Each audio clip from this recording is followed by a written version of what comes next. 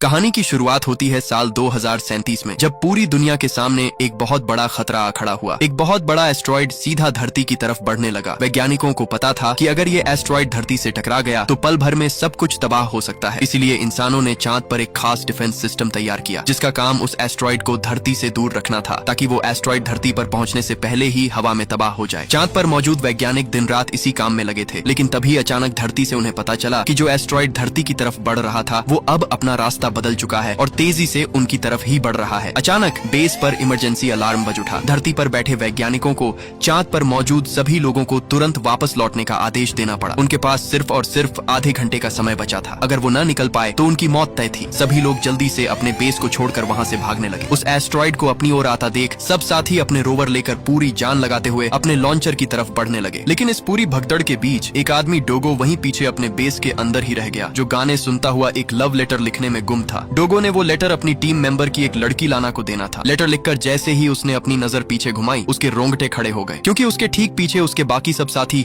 अपने लॉन्चर लेकर धरती की तरफ निकल पड़े थे। अपनी आंखों के सामने सबको यूं जाता देख डोगो घबरा गया। उसने जल्दी से अपना रोवर चालू करके उनके पीछे भगा दिया, लेकिन तब तक सारे लॉन्चर्स चांद से उड़ चुके थे। खुशकिस्मती से एक आखिरी लॉन्चर अभी भी खड़ा था, जो ठीक 3 मिनट बाद उड़ान भरने वाला था। उसने पूरी ताकत से रोवर उसकी तरफ दौड़ा दिया। उसके साथी उसके आने के इंतजार में खड़े थे, मगर तब तक बहुत देर हो चुकी थी। डोगो भी तेजी से उनकी तरफ बढ़ने लगा। उसने आखिरी लम्हे अपने रोवर को फुल स्पीड से एक बड़े गड्ढे के ऊपर से उड़ा दिया। उसे लगा कि शायद वो पहुंच जाएगा, मगर उसकी बदकिस्मती, वो मौके पर ही उस गड्ढे के अंदर जा गिरा। मगर फिर भी उसने हार न मानी। किसी तरह हिम्मत जुटाते हुए वो उस गड्ढे से बाहर आ निकला, मगर तब तक उस लॉन्चर का समय खत्म हो चुका था। अगले ही पल उसके सामने से उसके साथी धरती की तरफ निकल पड़े। डोगो उन्हें रोकने के लिए जोर जोर से आवाजें लगाता रहा, लेकिन तब तक बहुत देर हो चुकी थी। डोगो बस उन्हें दूर जाता देखता रह ही गया। इससे पहले कि वो वहाँ कुछ और समझ पाता, अचानक उसी एस्ट्रॉइड के दर्जनों टुकड़े तेजी से उसकी तरफ बढ़ने लगे। डोगो की नजर जैसे ही उनकी तरफ पड़ी, उसके होश उड़ गए। वो जान बचाने के लिए इधर उधर भागने लगा, लेकिन तभी अचानक एक बहुत ही बड़ा एस्ट्रॉइड सीधा उसके साथ टकरा गया। टकराते ही वो उछलता हुआ सीधा दूर जा गिरा, जिससे वो वहीं पर बेहोश हो गया। कुछ देर बाद जब सब कुछ शांत हुआ तो डोगो धीरे धीरे होश में आने लगा। होश में आते ही उसके चारों तरफ मलबे के ढेर थे। वहाँ दूर दूर तक किसी इंसान का नामो निशान तक नहीं था। तभी अचानक एक एस्ट्रॉइड का टुकड़ा सीधा धरती पर जा गिरा। अपनी आंखों के सामने ये खौफनाक दृश्य देखकर डोगो को लगा कि शायद अब धरती पूरी तरह तबाह हो चुकी होगी, लेकिन उसे क्या पता कि असल कहानी तो अब शुरू होने वाली थी। अब अपने पास वापस धरती पर जाने का कोई रास्ता न देख डोगो ने किसी तरह खुद को संभाला और बेस वापस लौट आया। उधर धरती पर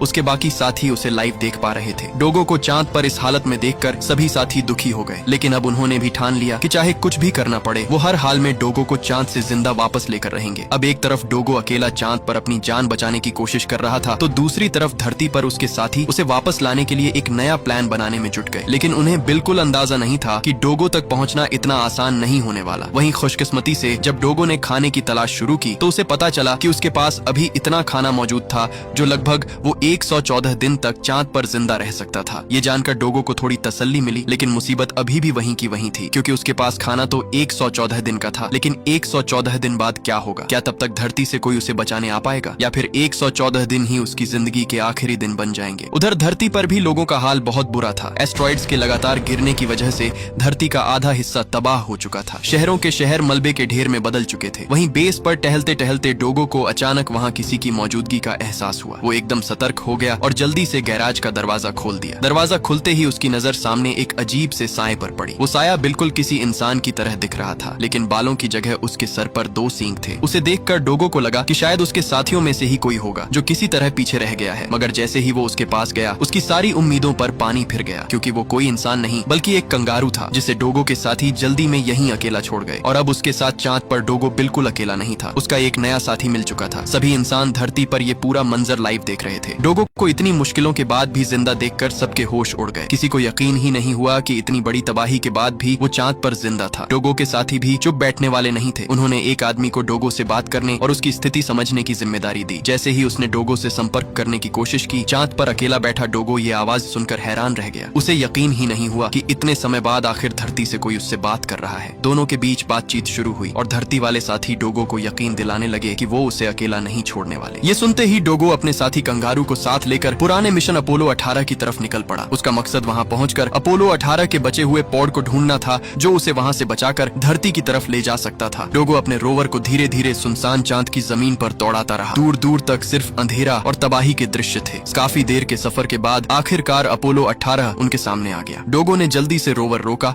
और कंगारू के साथ नीचे उतर गया। उसने तुरंत उस पॉड का दरवाजा खोला और जल्दी से अंदर घुस गया, लेकिन अंदर पहुंचते ही डोगो को कुछ ऐसा दिखाई दिया जिसकी उसने बिल्कुल भी उम्मीद नहीं की थी। अपोलो 18 का वो पॉड सिर्फ 68% तक काम करने के काबिल था। ये देखकर डोगो थोड़ा घबरा गया, मगर इसके सिवा कोई और चारा भी नहीं था, क्योंकि शायद इसी पॉड की मदद से वो किसी तरह चांद से वापस धरती तक पहुंच सकता था। लेकिन मुसीबत ये थी कि पॉड पूरी तरह ठीक नहीं था। डोगो को पहले उसके खराब सिस्टम्स को ठीक करना था, वरना इतने लंबे सफर में पॉड कभी भी जवाब दे सकता था। अब डोगो के सामने एक ही रास्ता था, या तो वो इस 68% काम करने वाले पॉड को ठीक करके धरती तक पहुंचने की कोशिश करे, या फिर चांद पर ही रहकर अपनी मौत का इंतजार करे। अपनी मौत को और करीब आता देख वो जल्दी से काम पर जुट गया। उसने पॉड का सिस्टम पूरी तरह खोल डाला और एक एक करके उसके खराब हिस्सों को चेक करने लगा। डोगो जानता था कि उसके पास ज्यादा समय नहीं है, इसलिए बिना एक पल गंवाए वो वायरिंग और सर्किट्स को ठीक करने में लग गया। जहाँ कोई चीज समझ नहीं आती वो दोबारा चेक करता और फिर से उसकी मरम्मत करने लगता। काफी मेहनत के बाद आखिरकार पॉड के सिस्टम्स में हल्की सी जान आने लगी, जिसे देखकर डोगो की आंखों में उम्मीद जग उठी। उधर धरती पर डोगो के बाकी साथी भी उस पर 24 घंटे लाइव नजर रखे हुए थे। उन्हें यकीन था कि अगर डोगो ने पॉड को ठीक कर लिया तो शायद उसके पास चांद से वापस आने का एक मौका बन सकता है। इसीलिए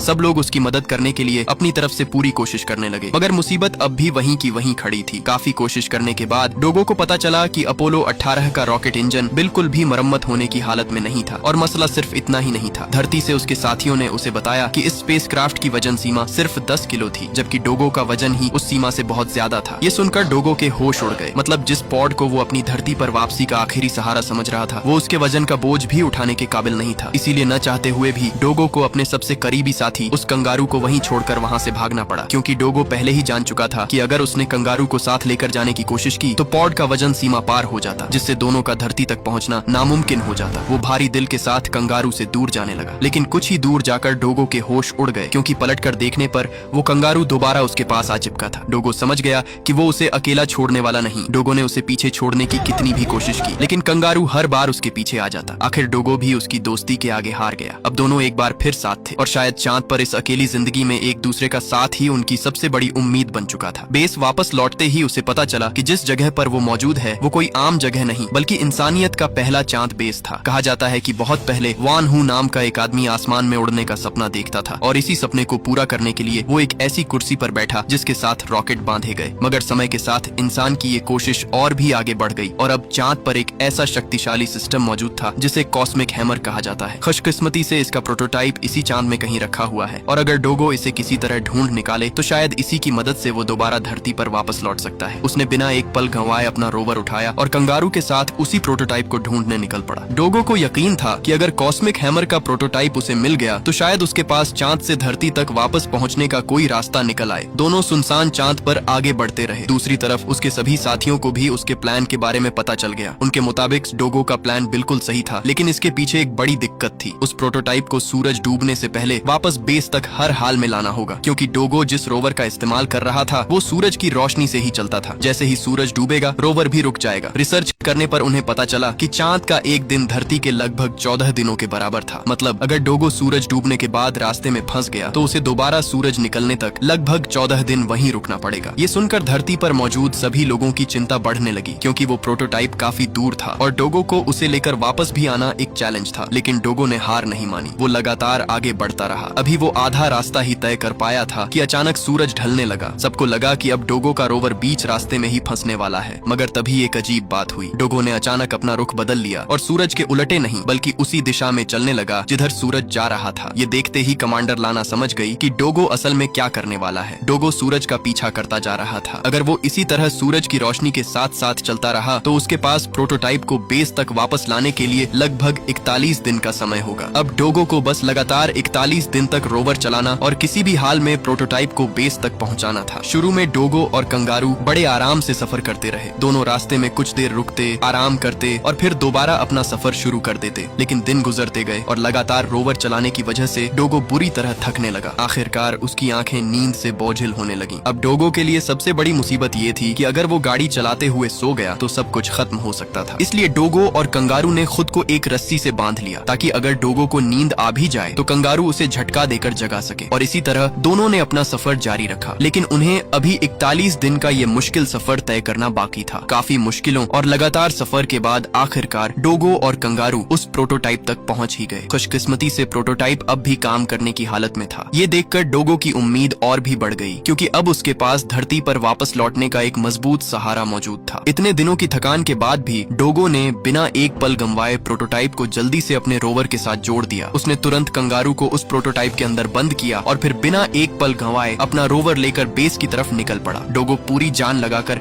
अपने बेस की तरफ बढ़ने लगा। अभी वो थोड़ा दूर पहुंचा ही था कि अचानक प्रोटोटाइप का भारी वजन रोवर के लिए मुसीबत बन गया। रोवर जोर से हिलने लगा और एक ही झटके के साथ प्रोटोटाइप रोवर से बिछड़ गया। पहले तो डोगो को इसका जरा भी एहसास नहीं हुआ। वो बस पूरी स्पीड से अपने रोवर को बेस की तरफ भगाता रहा, मगर थोड़ा दूर जाने के बाद जब डोगो ने रोवर रोका और नीचे उतरकर सबको चेक करने के लिए बाहर आया तो उसके होश उड़ गए, क्योंकि जिस प्रोटोटाइप को वो इतनी मुश्किलों के बाद ढूंढ कर लाया था वो रोवर के साथ था ही नहीं। डोगो ने घबराकर इधर उधर देखा, लेकिन प्रोटोटाइप का कहीं कोई नामो निशान तक नहीं था। उसे समझ आया कि रास्ते में ही प्रोटोटाइप रोवर से अलग होकर बिछड़ गया। मतलब वो अपने सबसे करीबी साथी कंगारू को भी वहीं अकेला छोड़ आया। बदकिस्मती से अब उसके पास समय बहुत कम बचा था। अगर वो और देर करता तो शायद बेस तक वापस पहुंचना भी मुमकिन नहीं होता। इसलिए न चाहते हुए भी डोगो को अपने दिल पर पत्थर रखना पड़ा और कंगारू को अकेला छोड़कर वहां से आगे निकलना पड़ा। लेकिन कुछ ही दूर जाने के बाद डोगो बार बार पीछे मुड़कर देखने लगा, क्योंकि उसका दिल अभी भी उस साथी को वहीं छोड़ने के लिए तैयार नहीं था। धरती पर उसके साथी उसे लगातार आगे बढ़ते रहने के लिए कहते रहे, लेकिन डोगो अपने सबसे करीबी साथी को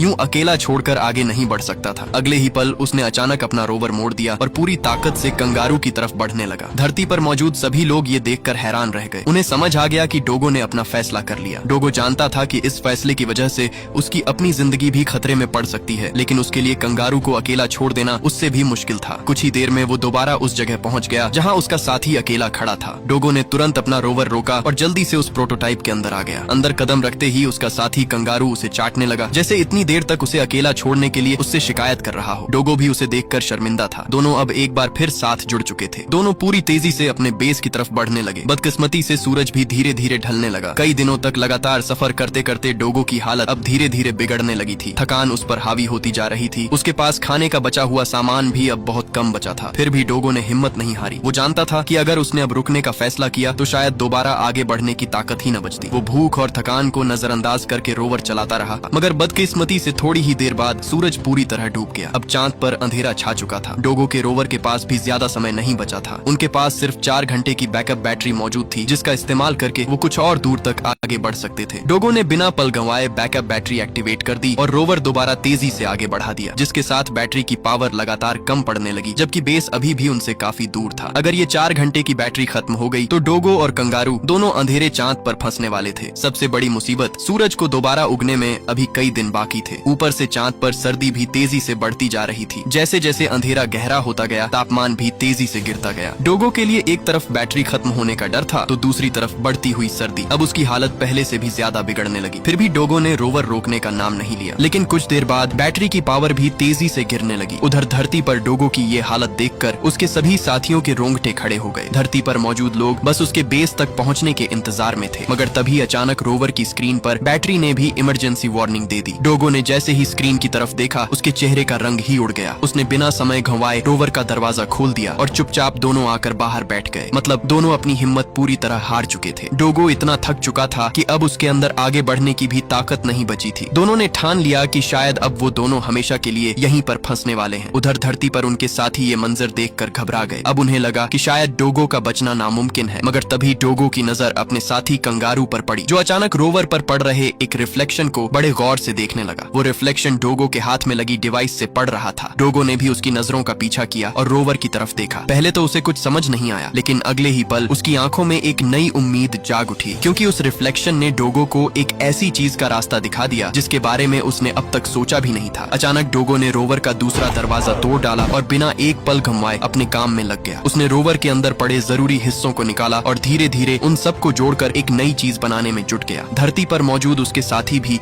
हैरानी से डोगो को देख रहे थे, क्योंकि उन्हें समझ से बाहर था कि डोगो आखिर कर क्या रहा है। डोगो बिना किसी की मदद के लगातार काम करता रहा। काफी देर की मेहनत के बाद आखिरकार उसकी बनाई हुई चीज का आकार सामने आने लगा, और तब धरती वालों को समझ आया कि डोगो ने रोवर के पार्ट से एक ऐसा जुगाड़ तैयार कर लिया है जो शायद उन दोनों को दोबारा आगे बढ़ने में मदद कर सकता था। दरअसल डोगो ने रोवर के पार्ट्स की मदद से एक स्केटर तैयार कर लिया, जिसके सहारे अब वो दोबारा आगे बढ़ने वाला था। उसने स्केटर के दोनों सिरों को अपने साथी कंगारू के साथ बांध दिया, क्योंकि अब उसे उसका साथी ही बचा सकता था। अगले ही पल डोगो डोगो ने धीरे धीरे रिफ्लेक्टर को एक्टिवेट कर दिया। कंगारू भी उसकी तरफ देखकर समझ गया कि अब उसे क्या करना है। अगले ही पल डोगो ने उसे आगे बढ़ने का आदेश दे दिया। अचानक कंगारू ने पूरी ताकत से दौड़ लगा दी। कंगारू के भागते ही स्केटर भी चांद की जमीन पर तेजी से आगे खिसकने लगा। डोगो ने अपनी सारी ताकत लगाकर खुद को संभाला और कंगारू के साथ बेस की तरफ बढ़ता रहा। पहली बार डोगो को लगने लगा कि शायद वो दोनों वाकई इस मुश्किल सफर से बचकर निकल सकते हैं। धरती पर बैठे उसके साथी भी स्क्रीन पर यह मंजर देखकर हैरान रह गए, क्योंकि एक कंगारू